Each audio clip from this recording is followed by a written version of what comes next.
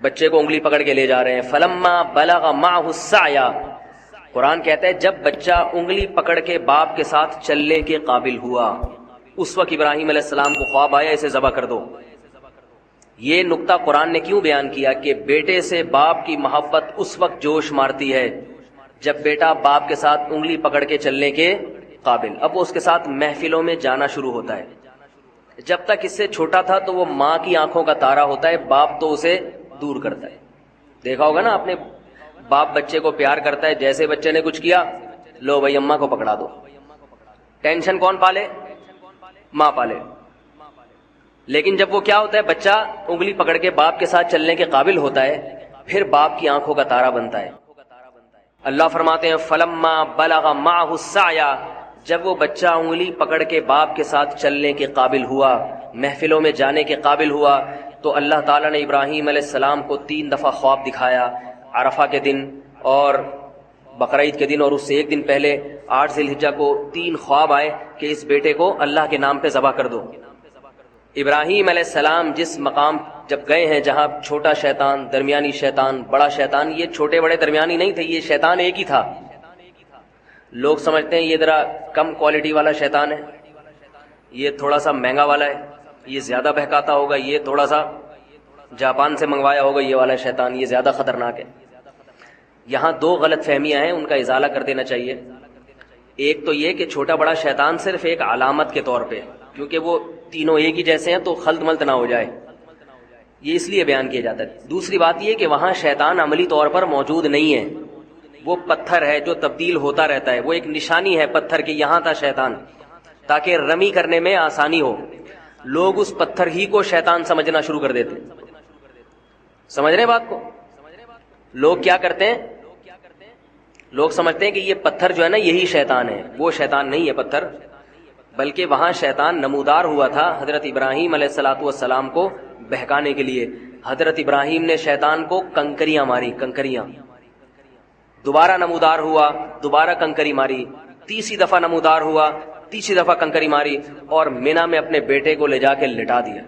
فلما اسلما وتلہ للجبین، فرمایا جب دونوں باپ اور بیٹے فرما بردار بن گئے اللہ کے حکم کے سامنے اور لٹا دیا پیشانی کے بل، اللہ تعالیٰ کی طرف سے وحی آئی وفدیناہ بذبح عظیم قد صدقت الرؤیا، اے ابراہیم تو نے اپنے خواب کو سچا کر دکھایا.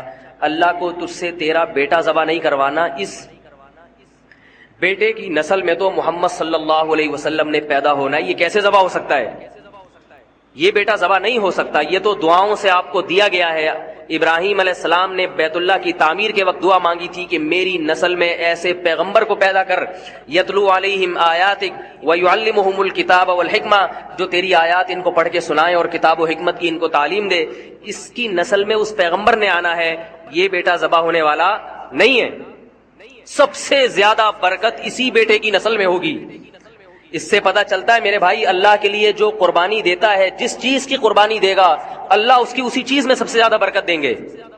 اگر اپنی اولاد کو دین کے لیے وقف کر دو، لوگ کہتے ہیں اگر بچے کو مولوی بنا دیا تو یہ تو کسی کام کا نہیں رہے گا. اپنے کسی بیٹے کو دین کے لیے وقف کر کے دیکھو، سب سے زیادہ برکت تمہاری اسی اولاد میں ہوگی، سب سے زیادہ برکت. رسول اللہ صلی اللہ علیہ وسلم نے فرمایا حج اور عمرہ کرو، اس لیے کہ حج اور عمرہ فقر و فاقہ کو ختم کرتا ہے. کیوں؟ حج عمرے پہ پیسہ بہت خرچ ہوتا ہے، تو اللہ نے حج اور عمرے ہی کو فقر و فاقہ ختم کرنے کا ذریعہ بنایا. نکاح پہ پیسہ بہت خرچ ہوتا ہے، بیوی بچے بہت خرچہ، اس لیے انسان کمارا رہتا ہے. اللہ اس کے رسول نے کیا فرمایا؟ نکاح کرو، اللہ تمہارا فقر و فاقہ ختم کر دے گا.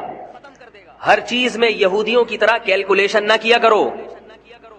ہر بات میں آج کا مسلمان کیلکولیٹر لے کے بیٹھا رہتا ہے، اتنی تنخواہ ہے، اتنے بچے، ایک اور آ گیا تو ایسا ہو جائے گا، ایک حج کر لیا تو یوں ہو جائے گا، بس وہ کیلکولیشن میں لگا رہتا ہے. لاتو کی فیوکا علیک، رسول اللہ صلی اللہ علیہ وسلم نے حضرت عائشہ سے کیا فرمایا؟ گن گن کے اور روک روک کے خرچ نہ کرو، اللہ بھی تمہیں روک روک کے دینا شروع کر دے گا. اللہ بھی پھر یہ دیکھے گا کہ تیرا ایک پیٹ ہے، تجھے 2 روٹیوں کی ضرورت ہے، اتنا کافی ہے بس، باقی مال میں برکت ختم کر دیں گے اللہ تعالیٰ. اگر مال دیا بیماریوں میں اڑوا دیں گے. 10 لاکھ تنخواہ ہے اور 9 لاکھ اس میں سے بیماریوں پہ جا رہا ہے، بچوں کی فیسوں پہ جا رہا ہے. کیا فائدہ ایسی زندگی کا میرے بھائی؟ تو ابراہیم علیہ السلام نے اپنے بیٹے کی قربانی دی, اللہ نے اسی بیٹے کی نسل میں سب سے زیادہ برکت دی. تو ہم جو جانور ذبح کرتے ہیں, کیوں؟ کوئی ہم سے پوچھے کیوں, وجہ کیا ہے بھائی؟ کس نے حکم دیا؟ اللہ نے. ایک بات خوب سمجھو. دوسری بات دیکھو, آج میں نے دیکھا ہے جو وہ چیزیں ہمیں نظر آ رہی ہیں جو بچپن میں ہم جن کا تصور نہیں کرتے تھے, جو بہت غلط ہو رہا ہے کام. بقرعید کے جو ایام ہیں ان میں روزہ رکھنا کیوں حرام ہے؟ اس لیے کہ یہ گوشت اللہ کی طرف سے ضیافت ہے اپنے بندوں کے لیے. اس کا مطلب بقرعید میں ہمیں یہ گوشت کھانا چاہیے. یہ تکبر ہے گوشت سے اجتناب کرنا بقرعید کے ایام میں. میں حیران ہوتا ہوں, بقرعید کے دن دعوت کر رہے ہوتے ہیں لوگ, چکن کھلا رہے ہوتے ہیں, چکن بریانی پکائی ہوئی ہے. بھائی یہ تو بہت برا عمل ہے, مسلمانوں کا شعار ہے یہ قربانی کا گوشت. کس بیس پر آپ چکن پکا رہے ہو؟ کوئی پرہیز ہو کسی کو تو ایک الگ بات ہے, کہہ رہے جی مہمان زیادہ آ گئے تو چکن کھلا رہے ہیں ان کو. ہمارے نبی کھانے پینے کے شوقین نہیں تھے, بہت قناعت, جو کی روٹی, کھجور, وہ بھی 40 دن گھر میں چولہا نہیں جلتا.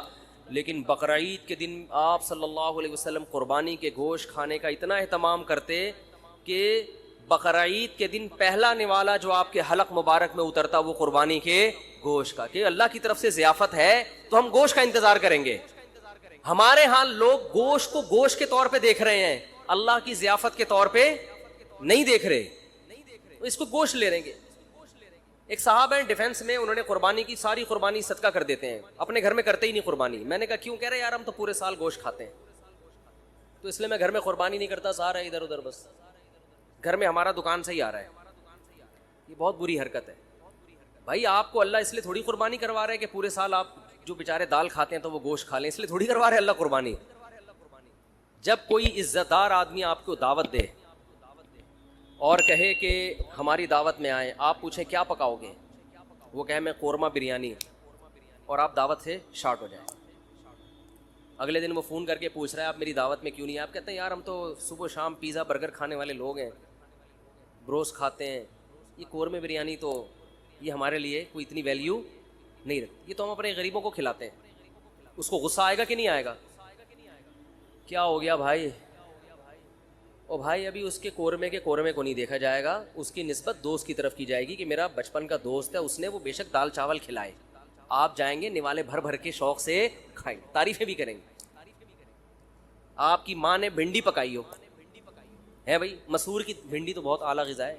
مسور کی دال جو اللہ دشمنوں کو بددعا, جب کیونکہ بہت خشک ہوتی ہے, مسور کی دال بہت خشک ہوتی ہے. مسور کی دال پکائی آپ کی والدہ نے, لیکن دال چاول مسور کی دال بہت اچھی ہوتی ہے. میں یہ وضاحتی بیان اس لیے کرنا پڑتا ہے کہ پھر لوگ دال چاول دعوت کرتے ہیں نا تو کچھ اور چیز لے آتے ہیں سامنے. تو آپ کی والدہ نے محبت سے مسور کی دال پکائی, تو آپ محبت کے اظہار میں لقمے بھر بھر کے کھاؤ گے کہ نہیں کھاؤ گے؟ تو یہ تکبر ہے کہ ڈیفنس میں رہنے والا آدمی کہہ رہا ہے یار ہم تو پورے سال گوشت کھاتے ہیں, ہمیں کیا ضرورت ہے؟ وہ بھائی شوق سے کھاؤ, تواضع کے ساتھ کھاؤ, یار ہم تو اللہ کے رزق کے محتاج ہیں. اللہ تیرا فضل ہے کہ تو ہمیں کھلا رہا ہے. حقیقت ہے اللہ نہ کھلائے تو ہم تو بھوکے مر جائیں. تو اس میں شوق سے نبی صلی اللہ علیہ وسلم نے, روایت میں آتا ہے 100 اونٹ نہر کیے, 60 اپنے ہاتھوں سے, باقی حضرت علی سے. ہر گوشت, ہر جانور میں سے تھوڑا سا آپ نے نوالا لیا ہے اس میں سے. تو اس لیے اس میں تکبر بھی ٹھیک نہیں ہے کہ ہمیں کیا ضرورت ہے, ساری قربانیاں ادھر کر دی, بھائی کچھ نہ کچھ گوشت رکھو. اور کنجوسی بھی ٹھیک نہیں ہے. بعض لوگ اللہ کی ضیافت کو جو قبول کرتے ہیں تو اگلے سال بقرعید تک وہ ضیافت ہی چلتی رہتی ہے ان کی. محرم کے حلیم کس سے پکڑے ہیں؟ ہے بھائی, اتنی بھی کنجوسی ٹھیک نہیں. وہ ایک چٹکلا ہے نا اس پہ, ایک آدمی کو خواب آیا, بقرعید کے 6 مہینے بعد خواب آیا کہ اس کا بکرا جنت میں ٹہل رہا ہے, ایک ٹانگ نہیں ہے, ایک ران نہیں ہے. اس نے پوچھا فرشتوں سے یہ کون ہے بھائی؟ اس نے کہا یہ تمہارا بکرا جو تم نے ذبح کیا تھا جنت میں. اس کا ٹانگ کہا, کہہ رہا وہ ابھی تک فریزر میں پڑی ہوئی ہے, وہ ابھی تک تمہارے, وہ جب پہنچے گی تو لگا دیں گے یہاں پہ. سمجھ رہے؟ تو اتنی کنجوسی بھی ٹھیک نہیں, کھاؤ بھی اور کھلاؤ, رج کے کھاؤ تو رج کے کھلاؤ, لیکن رج کے کھانے میں اتنا ضرور ہے کہ گوشت اسی کو سوٹ کرتا ہے جو اس کو یوٹیلائز بھی کرے, تھوڑا سا ورزش ہو, محنت ہو, تو پھر تو گوشت کھائے انسان. زیادہ محنت کا کام نہیں ہے, تو پھر اللہ کی ضیافت اتنی قبول کریں جتنی افورڈ کر سکتے ہیں. میرے بیان سن سن کے چربیاں کھا کھا کے پتہ چلا آغا خان میں پڑے ہوئے ہیں, لیکن کھائیں ضرور. اور ایک اہم بات یہ بھی کہ جو غریب آدمی ہے جسے پورا سال گوشت کھانے کو نہیں ملتا, وہ اگر قربانی کرتا ہے تو فقہا کہتے ہیں اس کے لیے اسٹور کرنا یہ صدقہ کرنے سے زیادہ بہتر ہے. سمجھتے ہو ایسے غریب بھی ہیں جو بیچارے پورے سال گوشت نہیں ملتا, ان کے بچے ہیں, فیملی ہے, تو اس کے لیے اسٹور کرنا یہ صدقہ کرنے سے زیادہ بہتر ہے, کیونکہ اپنے بچوں کا حق دوسرے کے بچوں سے پہلے. تو بعض غریب بھی سخاوت دکھاتے ہیں, ان کے بچے بلک رہے ہوتے ہیں, ابا اتنے عرصے کے بعد بکرا دیکھنے کو ملا ہے, اتنا گوشت دیکھنے کو ملا ہے, امیدیں تھی کباب کوفتے بنا بنا کے پھوڑتے, ابا نے سخاوت میں آ کر سارا خالو کو دے دیا, ماموں کو دے دیا. تو فقہا نے مسئلہ بیان کیا ہے کہ بھائی اگر کوئی آدمی غریب ہے, اس کے خاندان بڑا ہے, تو پورا گوشت اسٹور کر لے. بچوں کا حق پہلے, بچوں کو پہلے فوکس کر, بیوی بچوں کو اپنے. سمجھتے ہو کہ نہیں سمجھتے, تو وہ پھر اس پہ آپ طنز نہ کریں کہ 6 مہینے بعد حلیم کیوں پکڑا ہے, بھائی اس کا مسئلہ ہے, وہ اللہ نے اس کو, تو بچوں کو پہلے کھلائے باقی بعد میں. تو یہ جو قربانی کے 3 حصے کیے جاتے ہیں یہ فرض واجب نہیں ہے, یہ مالدار کے لیے ایک مستحب حکم ہے کہ آپ مالدار ہیں تو آپ تو پورے سال کھاتے رہتے ہیں, ایک حصہ آپ کھا لیں, آپ اللہ کی طرف سے ضیافت ہے, ایک حصہ رشتہ داروں میں بانٹ دیں. اگر رشتہ دار مالدار ہیں تو پھر ان کو بھی بانٹنے کی ضرورت نہیں ہے, 1/3 آپ کیا کر دیں غریبوں کے لیے. قرآن کہہ رہے ہیں فَكُلُوا مِنْهَا وَأَطْعِمُوا الْقَانِعَ وَالْمُعْتَرَّ, قناعت والے کو بھی اور جو دیکھنے سے مسکین لگ رہا ہو, یعنی اتنا مسکین ہو کہ اس کی غربت کے آثار اس کے چہرے پہ ظاہر ہو جائیں, صحت سے پتہ چل رہا ہے کہ بیچارے کو گوشت کھانے کو نہیں ملا, تو غریبوں کو بھی کھلاؤ, خود بھی کھاؤ. تو جو غریب ہے وہ سارا کھا لے, جو مالدار ہے وہ 1/3 صدقہ کر دے. اور بھی کچھ مسائل ہیں جو انشاءاللہ جمعے کے بیان کے بعد میں قربانی کے حوالے سے بتاؤں گا. بہت اہم مسائل ہیں جن کی لوگ رعایت نہیں کرتے. آج مائک کا سیٹ اپ صحیح نہیں ہے تھوڑا سا, تو مجھے چیخنا زیادہ پڑ رہا ہے. تو نماز کے بعد انشاءاللہ ہمارے عید الاضحیٰ کی نماز 6:30 پر ہوگی, اور ہمارے یہاں 6:30 کا مطلب 6:30 ہی ہوتا ہے, سمجھتے ہو, اس سے پہلے بیان نہیں ہوتا تاکہ نماز ایک دم ٹائم پہ کھڑی ہو جائے. تو کچھ مسائل جو آپ نے پوچھنے ہیں وہ بھی پوچھ لیے گا نماز کے بعد انشاءاللہ. اللہ تعالیٰ عمل کی توفیق عطا فرمائے. قربانی سے متعلق کچھ یہ کیا پوچھا کسی نے, جلدی بتائیں. کچھ موٹے موٹے مسائل بتا دوں جو بہت زیادہ پوچھے جاتے ہیں. دیکھیں, قربانی کے جانور میں 7 آدمی اگر شریک ہیں تو 7 کے پیسے برابر ہونا ضروری نہیں ہے. بعض دفعہ گھر کا کوئی فرد بچڑا لے کر آتا ہے, چھوٹے بھائی کا حصہ بھی ڈال دیا, درمیانے والے کا بھی ڈال دیا, ایک ہمشیرہ کا حصہ ڈال دیا, اس میں کسی نے پورے پیسے دیے, کسی نے آدھے دیے, کسی نے کوئی بیٹھ کے پیڑے کھانے والے بھی گھر میں ہوتے ہیں, وہ فری پھوکڑ میں حصہ اس کے نام ہو گیا. تو سب جائز ہے. یہ ضروری ہے کہ جس کا حصہ ہے اس سے ایک دفعہ پرمیشن لے لیں, کیونکہ قربانی عبادت ہے, عبادت میں نیت ضروری ہے. جب اس کو اطلاع ہی نہیں ہے تو اس کی طرف سے حصہ پھر ہوگا نہیں. اطلاع دیں گے, بتا دیں گے, تو بس یہ اس کا مطلب وہ راضی ہے. اس پہ منع کرنا ہوتا تو منہ سے کہہ دیتا کہ نہیں میرا حصہ نہ ڈالو. تو اتنا کافی ہے, سب کی طرف سے برابر پیسے شامل ہونا ضروری نہیں ہے. اور جو 7 حصے آپ ڈالیں گے سارے عاقل بالغ ہونے چاہیے, ٹھیک ہے. مرحومین کی طرف سے بھی قربانی جائز ہے. مرحومین کی طرف سے جو قربانی ہوتی ہے وہ ہوتی آپ کی طرف سے ہی ہے, لیکن اس کا ثواب مرحوم کو ملتا ہے, وہ ہوتی آپ ہی کی طرف سے ہے. اس لیے آپ اس گوشت کے مالک ہیں, کھائیں, صدقہ کریں, آپ کی مرضی ہے. کیونکہ مرحوم وہ کسی عمل کا مکلف نہیں ہے, اس کا تو بیچارے کا عمل کا دروازہ بند ہوا تبھی تو مرحوم ہوا نا. وہ اگر وہ ابھی قربانی کر سکتا ہوتا تو مرحوم کیوں ہوتا پھر وہ. اور ہم بھی تھوڑے دنوں میں ہم سب نے مرحوم ہونا ہے کچھ وقت کے بعد جا کے. تو جو مرحوم کی طرف سے قربانی ہوتی ہے وہ ہوتی آپ ہی کی طرف سے, ثواب کس کو ملتا ہے, مرحوم کو. تو یہ بھی جائز ہے. نبی کی طرف سے بھی جائز ہے, زندوں کی طرف سے بھی جائز ہے, مردوں کی طرف سے بھی جائز ہے. نبی صلی اللہ علیہ وسلم نے کیا, ایک اپنی طرف سے, ایک پوری امت کی طرف سے 2 مینڈھے ذبح کیا آپ نے. تو یہ اصال ثواب کا ثبوت بھی یہیں سے ملتا ہے. تو اس لیے جائز ہے قربانی, جس کی طرف سے چاہیں کریں, جتنی چاہیں کریں, اپنی حیثیت کو, اپنی اوقات کو دیکھتے ہوئے, اپنی چادر کو دیکھتے ہوئے. اتنا نہ کریں کہ کل لوگوں سے بھیک مانگنی پڑے. دوسری بات, قرضہ لے کے قربانی کرنا بھی جائز ہے. سمجھتے ہیں, قرضہ لے کے بھی قربانی کی جا سکتی ہے, بشرطے کہ قرضہ اتارنے کی طاقت ہو.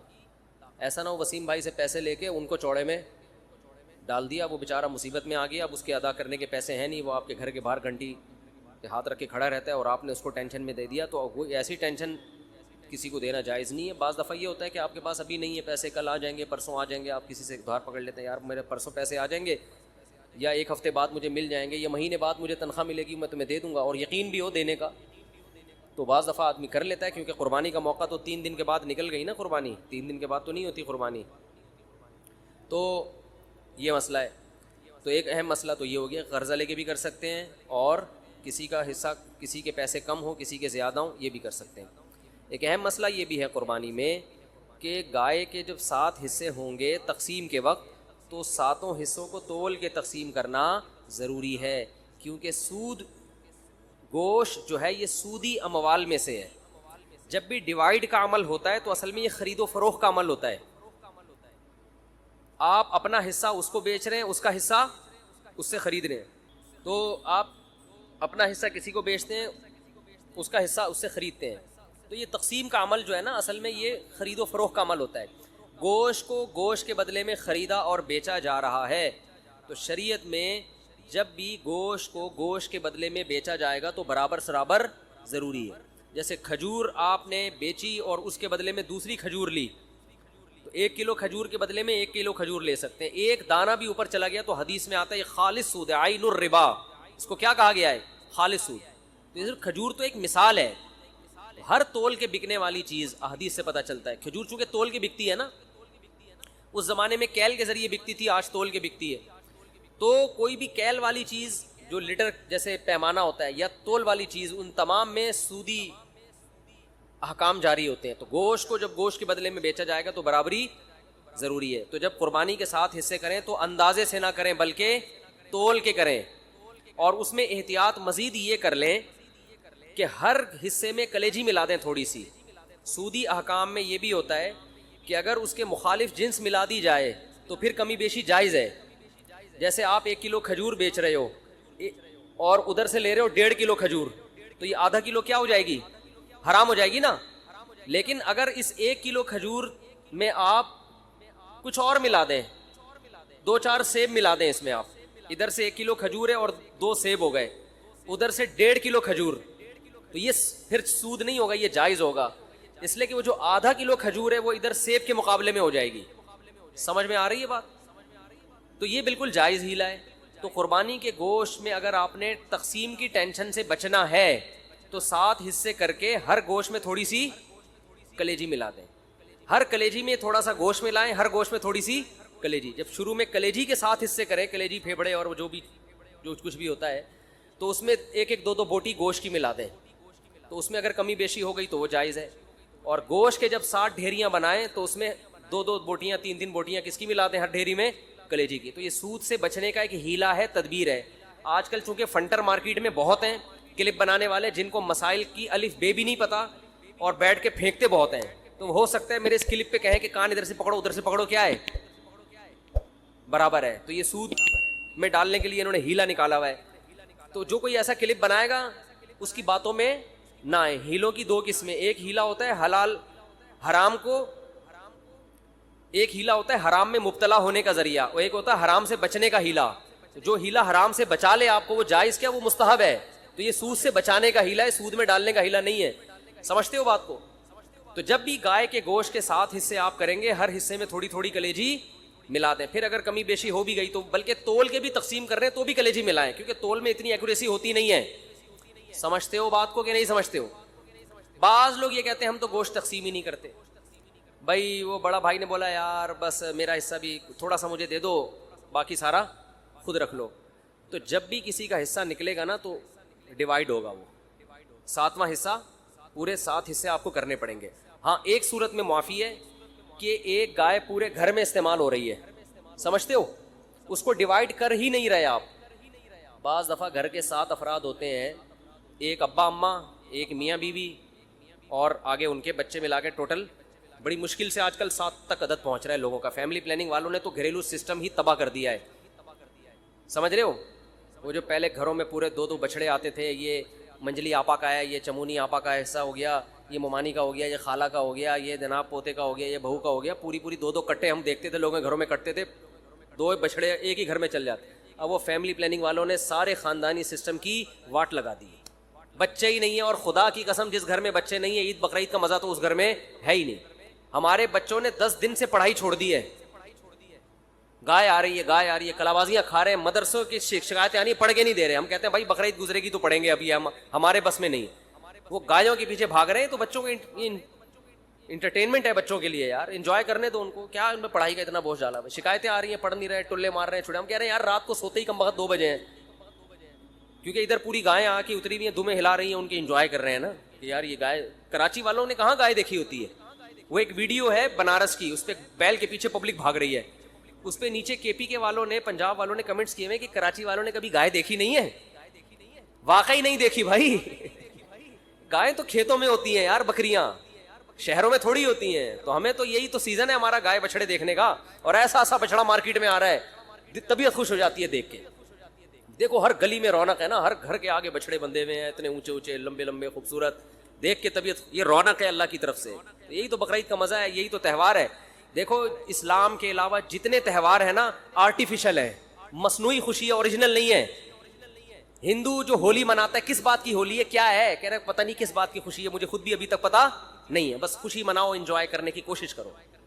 عیسائی کرسمس مناتے ہیں 25 دسمبر کو, کس بات کی خوشی, عیسیٰ علیہ السلام پیدا ہوئے تھے. تو آج تھوڑی پیدا ہوئے ہیں, وہ تو پیدا ہوئے ان کو 2100 سال گزر چکے ہیں.